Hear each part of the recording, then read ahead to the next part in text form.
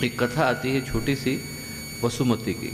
वसुमती नाम की एक राजकुमारी हुई, यहीं राजस्थान की थी, और उनके जो पिता थे उनका पड़ोसी राज्य के साथ युद्ध हुआ और दुर्भाग्यवश मारे गए। तो उनकी जो माँ थी उनको बड़ा चिंता हुई कि हमारी पुत्री जो है वो 18 साल की है, राजकुमारी है, सामने वाले राज्य के जो राजा हैं वो पकड़ करके न जाने इसके साथ क्या करेंगे। तो उनको लेकर के भागे। दुर्भाग्य था तो सामने वाले जो राज्य के सेनापति थे उनने देख लिया, उनने रानी को तो वध कर दिया और राजकुमारी को ले गए कि राजकुमारी को ले जा करके जो उनका राज्य है उसमें बेचेंगे। राजकुमारी को ले गए वो लोग, वहाँ बीच चौराहे पे खड़ा कर दिया और कहा कि इसको बेचा जाएगा। नौकरों की तरह से बेचा जाता था, दासी की तरह से बेचा जाता था। उस राज्य का जो सबसे धनवान व्यक्ति था, धनवह नाम था उसका, वो वहाँ से गुजर रहा था। उसने देखा कि कुलीन घराने की लड़की बिक रही है, कौन है उसको नहीं पता था। तो उसने उस लड़की से पूछने का प्रयत्न किया, पर वसुमती इतना घबरा गई थी कि उसके मुंह से आवाज़ नहीं निकली। डर के मारे आवाज़ ही नहीं निकली कि पता नहीं व्यक्ति कौन है, मुझसे क्या पूछ रहा है। तो घबराहट में उसने कुछ बोला नहीं, चुप रही। धनवा को लगा कि मेरी पुत्री की तरह से, उसकी जो अपनी पुत्री थी चंदन वाला, 4 साल की थी तो मारी गई थी, तो उसको उस राजकुमारी के अंदर अपनी पुत्री नजर आई। तो उसने सबसे ज़्यादा बोली लगा करके उसको खरीद लिया। खरीद करके घर ले गया तो ये लड़की जो 18 साल की थी, राजकुमारी लग रही थी, तो कुछ बोल नहीं रही थी। और उसकी जो पत्नी थी धनवा की, मूला, उसको बड़ा शक हुआ। उसको लगा कि ये कौन व्यक्ति है, किसको लेकर के आ गया है, बता भी नहीं रहा है कि कौन है। लड़की भी कुछ नहीं बोल रही कि कौन है। तो उसने लड़की से बहुत पूछने की कोशिश करी, लड़की तो कुछ बोली नहीं। खैर घर के अंदर रख लिया उसको। और वो जो लड़की थी वो घर का सारा काम करती पर बोलती कुछ नहीं थी। धीरे धीरे उसके मन में उस धनिक के लिए, वो जो व्यापारी था जिसका नाम था धनवा, उसके लिए पिता की तरह से सम्मान आने लगा। उसको लगा कि ये मेरे पुत्री की तरह से ध्यान रखता है। और उसके मन में भी पुत्री की तरह से जो पिता की भावना होती है वो आने लग गई। एक दिन वो घर के अंदर घुसा तो उसने श्रद्धावश झुक करके उसको प्रणाम किया तो उसके जो बाल थे वो उसकी धोती पे गिर गए। अब वो घर के अंदर गया तो पत्नी को बड़ा शक हुआ, बोली कुछ नहीं। उसने कहा प्रतीक्षा करती हूँ, जब पहला दिन आएगा ये जाएगा तब बदला लूँगी। वो जैसे ही व्यापार के दौरे पर निकला धनवा, वैसे ही पत्नी ने, मूला ने राजकुमारी वसुमती को बुलाया। दोनों हाथों को, दोनों पैरों को लोहे की बेड़ियों से जकड़ा, तहखाने में डाला, गंजा किया, बाल पूरे कटाए। उसको लगा कि इन बालों की वजह से ही सारी लड़ाई है, बाल पूरे कटाए और घर छोड़ के चली गई। 1 महीने के बाद धनवा लौटा तो देखा घर में तो कोई नहीं है। भागा गया, पूरा घर तलाशते तहखाने में पहुंचा तो देखा तहखाने में वो राजकुमारी पड़ी हुई है। उठा करके लाया, बाहर धूप में रखा कि इसको थोड़ा प्रकाश मिले। आवाज़ नहीं निकल रही थी, 1 महीने से खाया नहीं था, रो रही थी।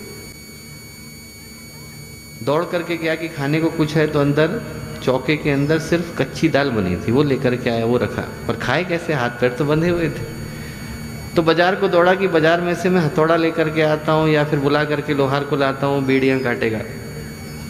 धनवा चला गया। इतनी देर में वसुमती ने भगवान से प्रार्थना करी कि मुझे नहीं पता कि मेरे कौन से कर्म के कारण ये मेरे जीवन में संकट आया, पर उसने हृदय से भगवान से प्रार्थना करी कि यदि भगवान कहीं पर हैं तो आज मेरी मृत्यु तो कम से कम सौभाग्यशाली हो। और संयोग ऐसा था कि उस समय में महावीर, जैनों के अंतिम तीर्थंकर, बड़े प्रसिद्ध विद्वान, ज्ञानी, तपस्वी भगवान, वो वहाँ से गुजर रहे थे। और महावीर का नाम महावीर इसलिए पड़ा क्योंकि वो भगवान को भी चुनौती देते थे, जितेंद्रीय नाम पड़ा था। वो क्या करते थे कि अपने मन में शर्तें रखते थे, अन्न जल का त्याग कर देते थे। खाना हम खाएंगे नहीं, पानी हम पिएंगे नहीं, पर जिन शर्तों पर हम उपवास को तोड़ेंगे वो हमारे मन के अंदर है। यदि भगवान कहीं पर है तो मन पढ़े और शर्तों को पूरा करे। तो 5 महीने 25 दिन से महावीर ने अन्न जल कुछ लिया नहीं था, और जो शर्तें थी वो उनके अलावा किसी को पता नहीं थी। और साधु जो है वो 3 ही घरों पर रुकते हैं, और 3 घरों पर यदि उनको जो मिलना है वो नहीं मिला तो उस दिन का दान लेते नहीं, चले जाते हैं। प्रतीक्षा कर रहे थे लोग, उनके पीछे हजारों की भीड़ चलती थी कि भगवान जाने किस दिन उनका ये व्रत जो है टूट जाएगा, लोगों को तो पता नहीं। जैसे ही वो वसुमती के घर के सामने आए वैसे ही उनको एकदम रुके, वो ठिठके और वसुमती की तरफ को बढ़ने लगे। क्यों? 7 शर्तें रखी थी महावीर ने। पहली शर्त ये रखी थी कि मैं सिर्फ राजकुमारी के हाथ से भोजन ग्रहण करूंगा। दूसरा, वो राजकुमारी नौकरानी की तरह से रह रही हो। तीसरा, वो राजकुमारी जो नौकरानी की तरह से रह रही हो उसके बाल कटे हुए हो। चौथा, वो राजकुमारी नौकरानी की तरह से रह रही हो, बाल नहीं हो, हाथों में और पैरों में बेड़ियाँ डली हुई हो।